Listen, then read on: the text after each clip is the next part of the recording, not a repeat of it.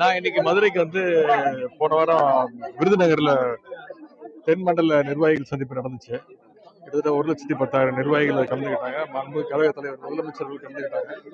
அதற்கு நன்றி தெரிவிக்கிறதுக்காக இன்னைக்கு மதுரையில ஒரு பாராட்டு விழா வச்சிருக்கோம். அனைத்து அமைப்பாளர்கள், துணை அமைப்பாளர் வர சொல்லியிருக்கிறேன்.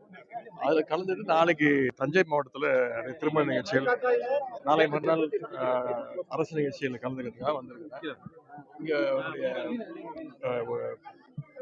வீட்டில் இருக்கக்கூடிய ஒருத்தருடைய வீட்டு திருமண நிகழ்ச்சி, அதுக்காக விசாரிக்கிறதுக்காக வந்திருக்கிறேன்.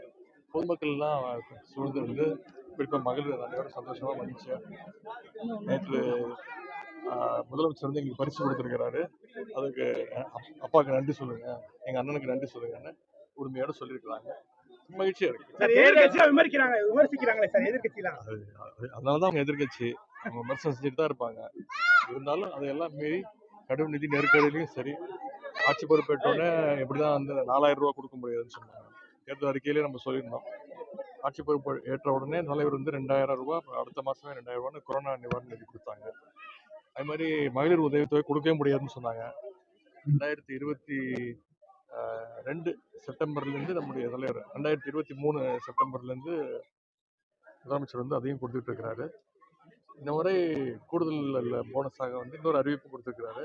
கூடுதல் போனஸாக 2,000 ரூபாய் கொடுத்திருக்கிறாரு. ஆட்சி பொறுப்பேற்ற 2.0 மாடல், திராவிட மாடல் பார்ட் 2 அமைஞ்ச உடனே அதை உயர்த்தி கொடுப்பேங்கிற அந்த வாக்குறுதி கொடுத்திருக்கிறாரு. யார் என்ன சொன்னாலும் நம்முடைய கழக தலைவர் முதலமைச்சர் சொன்னாங்கன்னா நிச்சயம் செய்வாரு அப்படிங்கிற அந்த நம்பிக்கை மக்கள் தரும்.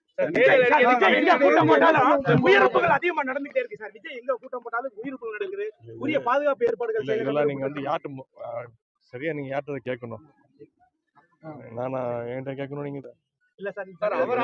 யார் இதுக்கு பொறுப்பெடுத்து யாருக்கு பதில்